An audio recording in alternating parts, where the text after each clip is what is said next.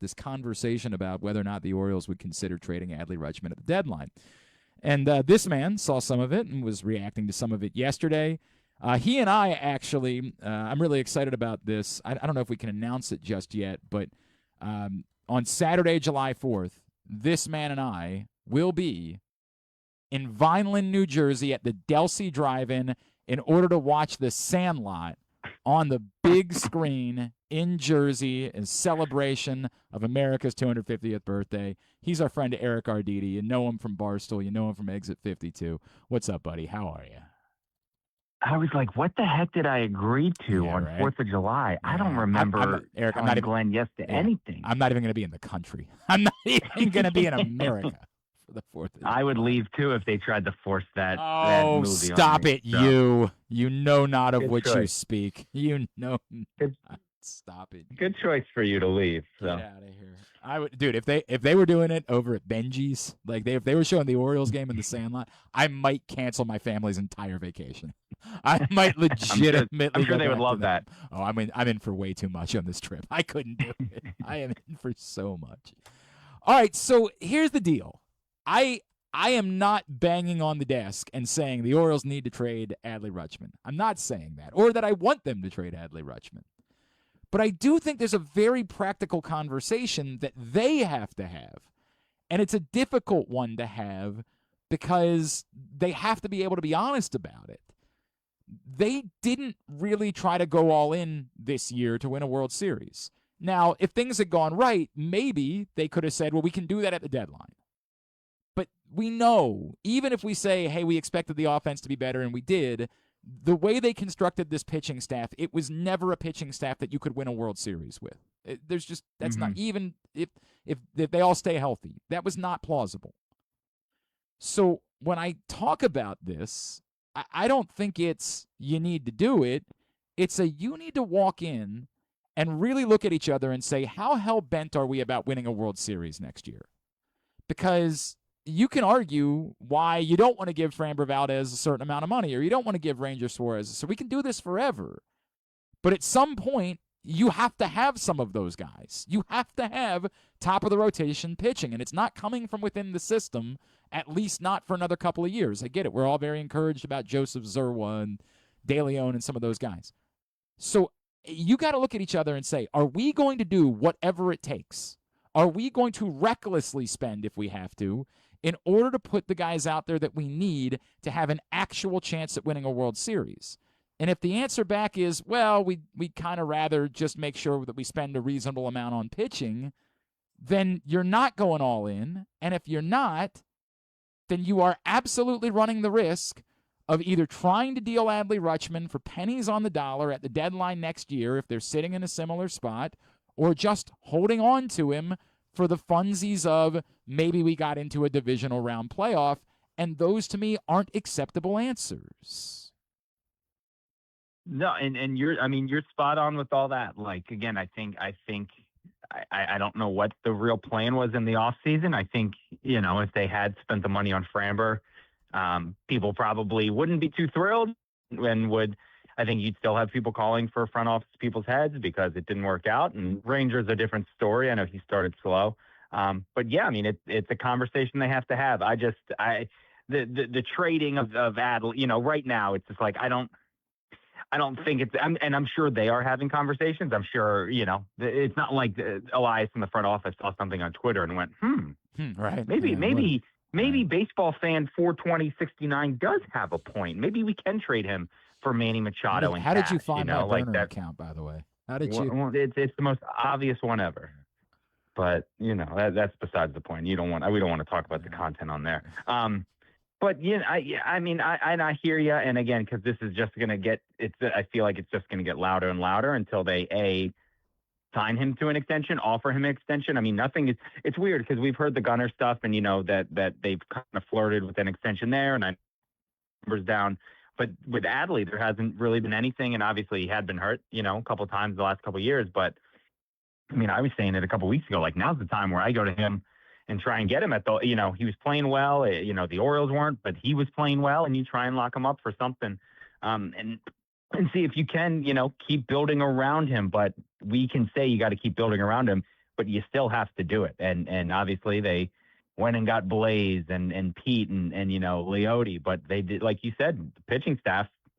Chris Bassett hasn't been what people thought he would be, and it left a lot to be desired. And like you said, even if they were all healthy, even if it was Zach Eflin was healthy and Dean Kramer was healthy and Bassett was healthy, that pitching staff is not right, but you could make marching through October. 100%. To the point, you could have made the argument that if everything clicked, if everything went as well as it could have pitching wise, then you could have been a trade deadline acquisition of a legitimate top of the rotation arm away from considering yourself a World Series contender. The revisionist part of it, like I did think it was okay to attempt that to begin the season and then see where you were. The problem is they've had other issues that have really put them in a hole where you can't justify like acquiring a rental ace at this point, save for them going like 22-8 over their next 30 games and making us all feel dramatically different about who they are. You can't justify it. And I think your point is well taken, and I think in the nuance of this conversation, people are missing this. I absolutely think that the first thing you should do is try to sign Adley. I completely agree with that. This is based on the premise of typically when players get this close to free agency, their agents say, there's no reason to negotiate with one team instead of negotiating with all of the teams.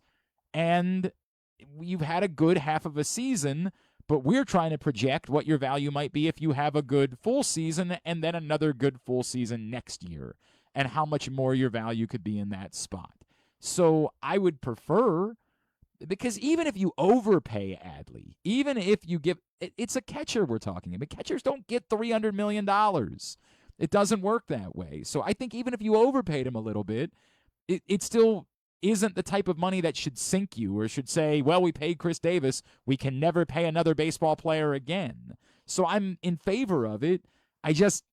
It feels like at this point, typically that becomes unlikely that it works out that way, because not just Scott Boras, but all agents say, why would we only negotiate with you? Yeah, and you hear guys talk about it all the time. You work your butt off to get to that, to have the right to free agency. And players, I feel like Adam talked about it a lot, but like players really, really look at that and say, I've made it. I made it through a contract. And I think Davis talked about it too on Kevin Pillar's podcast, where he was like, this is what you aim for. This is what you want. And obviously everybody does want the big money deal. Adley does want $300 million. So do I. I'm sure you wouldn't mind it too. Griffin would like a little pinch off of that, but these guys worked their tails off, and he's been doing it since, what was it, 7 years ago now, since he was drafted. That my guess is they had told him, hey, we either want to sign this big extension in Baltimore in 6 or 7 years, or let's go get you some mega money in.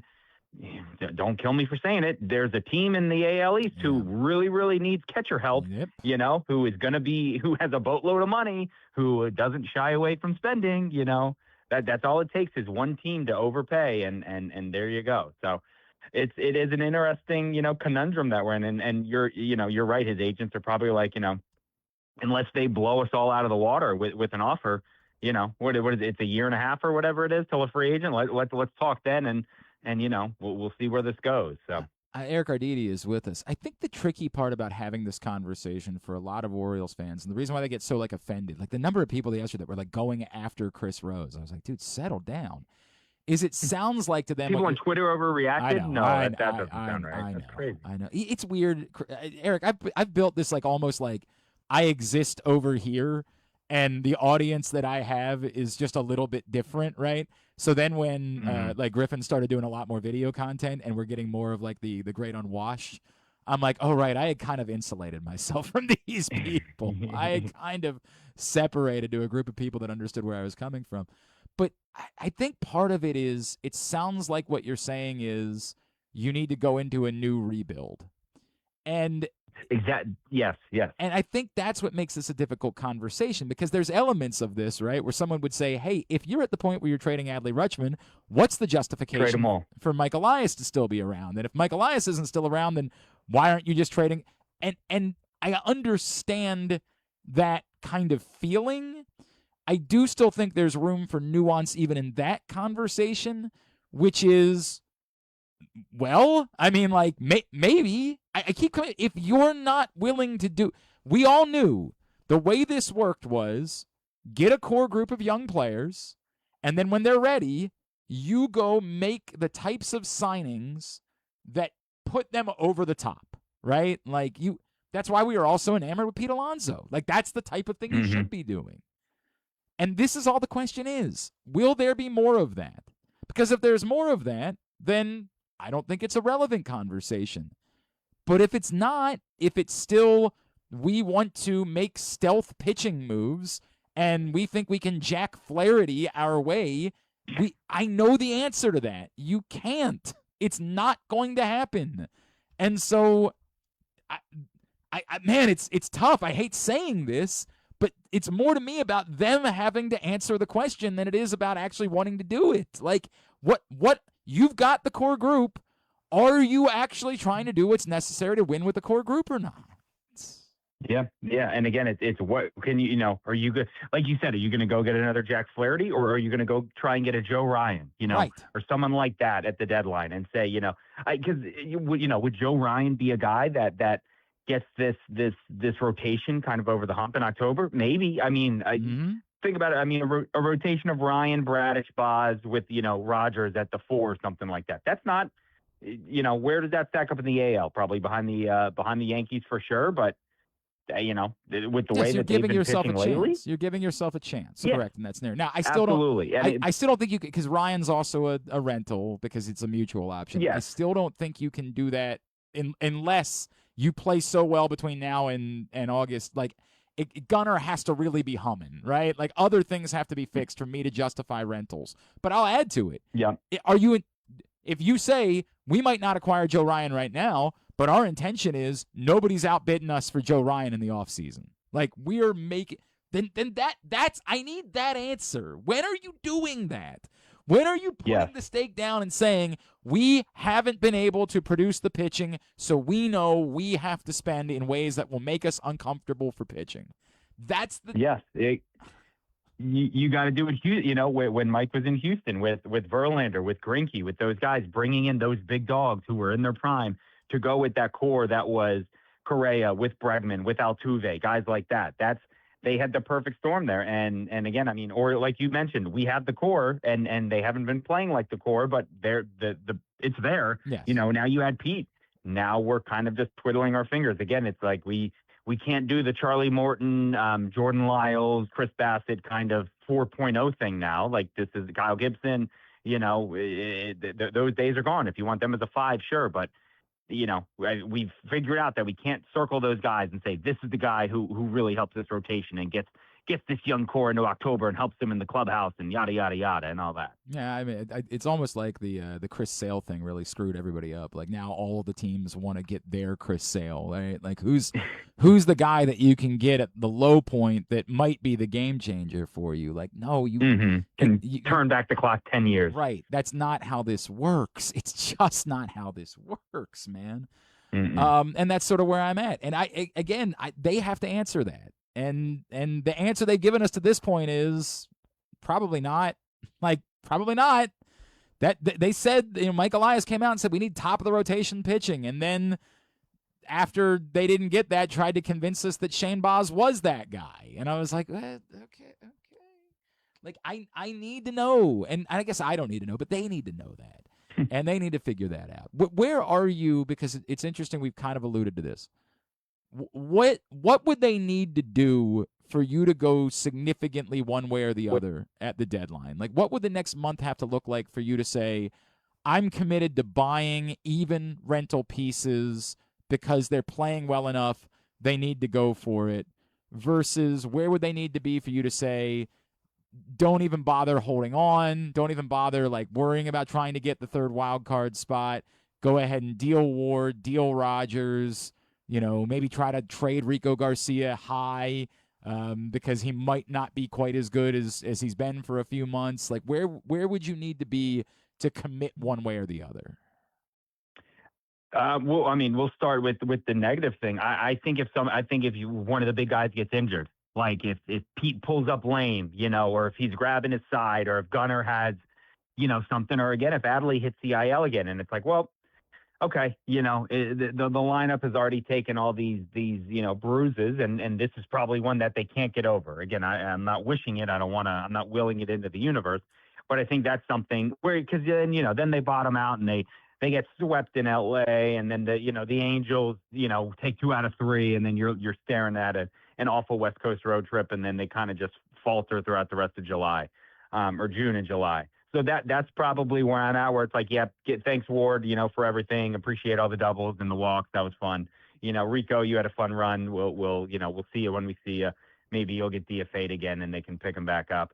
But then on the other side, I mean, if they're, I think if they're, as long as they're within, 2.5 or 3 games of this wild card spot, who is to say that they're not, that they can't sneak in? And that's not what anybody wants. Nobody wants the Orioles to sneak in. Nobody's signing Pete Alonso and being like, man, I hope we sneak into the playoffs at the 3 seed in the wild card.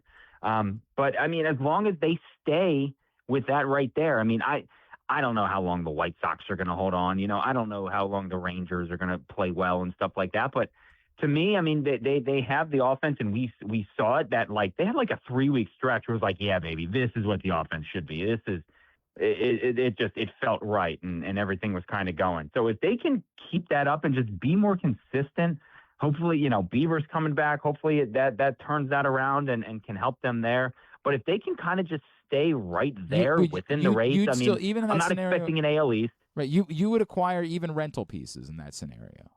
I mean, it obviously depends on what they're giving up. I'm not moving, right, I'm not moving Mayo. I'm not moving any of those guys, the untouchables. But if Heston, if somebody was looking for Heston Kjerstad for a rental, I'll pack his bags. I got no problem there. So there's definitely guys that I would move. The problem is, what value does he have? Like, that's the issue. Yeah, who wants Heston? With no disrespect to Heston, it would have to be a package of some sort, obviously. I don't know, man. I'm in a weird spot because, like, if they're in the same position they are right now, then it's almost kind of. Do you remember when they made the Gerardo Parra trade? Yes, I referenced this. I blogged it, and I said, to quote Taylor Swift, Band-Aids don't fix bullet holes. Right. I remember that word for word. That team was over 500 when they made that deal. And we all knew, like, what are you doing? Why are you buying? And was that Junior Lake year too? Was that year? That might be right. Yeah, Griffin thinks that might be the case. And like the price for Parra was Zach Davies, who had a couple of nice seasons, but I'm not going to try to oversell. Like, he wasn't even Eduardo Rodriguez, but he could have been helpful for the Orioles in the next couple of years. I know he had some personal issues in his life. But it was just so unjustifiable in that moment. We're all just like, what? What? Are you watching the same team that we are? Why are you adding? Like, there's no reason for it. And I'm worried that that's how I would, if they play essentially 500 baseball, a game or two over 500 between now and August 3rd, like, the idea of chasing the third wild card to me is just, I don't know that giving up anything makes any sense. And I'd still probably say, and if you can get something legitimate for some of these guys, from a business standpoint, I think that makes the most sense. I get it; it's not fun. Like, it's more fun to feel like you're playing relevant baseball, but there wasn't a whole lot of life at the end of the 2024 season. Like the Orioles were. Remember, we didn't fill the stadium for the playoff games, part because we knew. Like, yeah, there was the black cloud was hanging over. It was 1:00 on a Tuesday or whatever. Yeah, it was all of it, and the weather sucked, and the whole deal. It's not even me going after us over that, and it's the wild. The wild card series isn't the same as the division series. There's a lot of reasons why it happened, but we all know that down the stretch in 2024, we were not feeling juice. Like, we were not excited about it. It was very much all right, I guess. I don't know. Maybe. Everything does change when you get to the playoffs, but that's not really true. It's just something we say, that everything just changes. That's not based in fact. And so, I don't know, chasing a third wild card spot to me that's a tough sell from a practical standpoint, because I don't even know that we genuinely believe that it's that meaningful to get after it. And I get that, but I I don't know. I'm in the boat of I would rather them do everything they could to try and get there because I want my team to make the playoffs more than I don't want them. Like I remember at the end of 24, I remember there were people being like, I don't even want this team to make the playoffs. They don't deserve it. It's like, what are you talking about? That's the stuff I don't get. Like, of course I want my team to make the playoffs. I want them to do everything possible to try and get there, even if they fall short. Like, I fully understand the, like, obviously only one team is happy at the end of the year, but I don't know. I would still enjoy it if my team made the playoffs. I guess I don't know if that's a hot take or not. No, I get it. To some extent I get it. But to some extent, like there is a line for me of you can't sell me that this group can be a World Series contender or really even like a deep championship contender as constituted. But would I get drunk on it if they won a couple games? Sure, you're probably right. I would say, the hell with it. Let's go have some fun at that point. Yeah, let's enjoy in October and let's go for it. I'm sure that's exactly what the Rangers were thinking, in 23, being like, well, we snuck in on the last day, probably weren't really supposed to be here. Let's see what happens. Yeah. And, Aaron Hicks misses a hit and run, and here we are. I guess you would argue that there was that was almost the course correction. Like they really did go all in putting that team together, and they just underperformed. So like that was still more likely for it to happen because the sum of the parts was very significant. That the whole just wasn't very good for a good part of the year. But I know what you're saying, and I know it's what you're supposed to say as a fan. I think I'm just kind of exhausted by.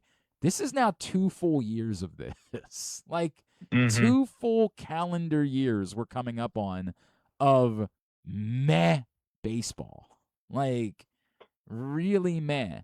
And I don't know, man. It starts to feel like you need to shake something up. And I'm not even, this isn't even me banging you have to fire Mike Elias. Like if Mike Elias says we're going to go, you know what? We're doing it. We're doing the damn thing. We are going all in.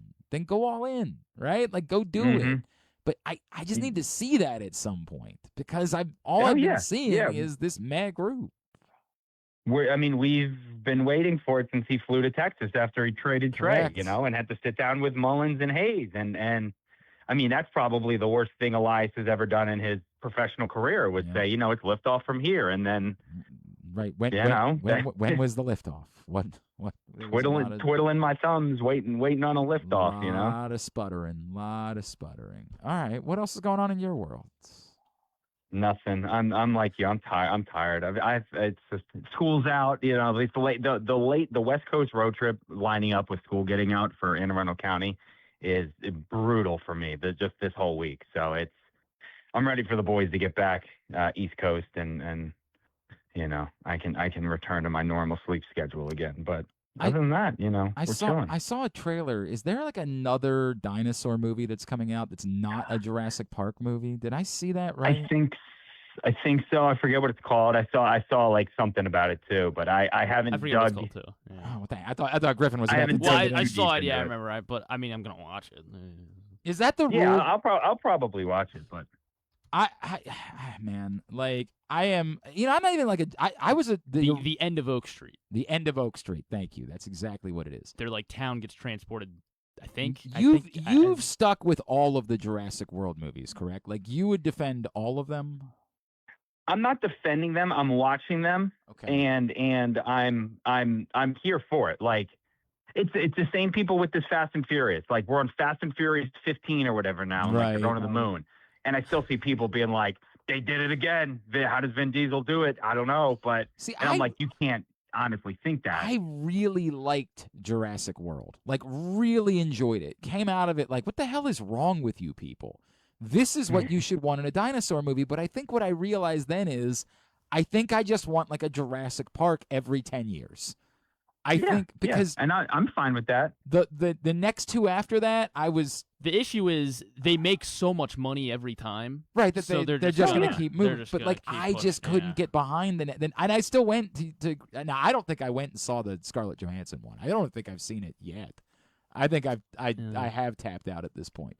But I think what I learned, it was this ScarJo was fine. It had dinosaurs, it had cool stuff, and that was it. I'm like, yep, I enjoyed it. I didn't love it. Like, I'm weird. I think I just want you to do a Jurassic Park franchise film every decade. Every decade, new cast of characters, new stupid concept. Here's the new evil billionaire that's gonna come in and try to make Jurassic. Like, I just want you to, every 10 years, reboot the concept. It's Spider-Man, right? Like, every time we have a new Spider-Man, we're very excited about it because we remember Spider-Man's a great concept.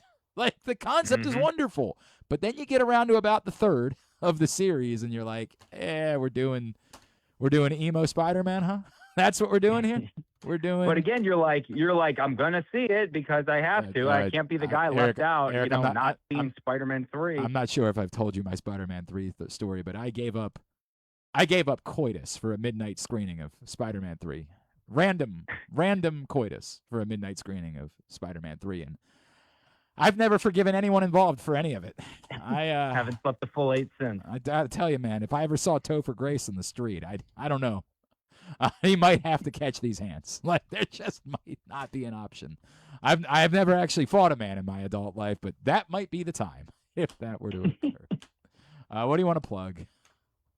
Nothing. We're just, we're tweeting away. We're on the podcast. I think we're gonna do a one today. Summer schedule is weird and funky, a lot of moving parts. But again, at Exit 52 Podcast, at EDITTI22, and I'm sure you'll see me at an O's game if you head down to Pickles about 4 hours before game time. So come say hi. Love you, pal. Always great to catch up. Let's talk soon. All right. There we go. We'll talk.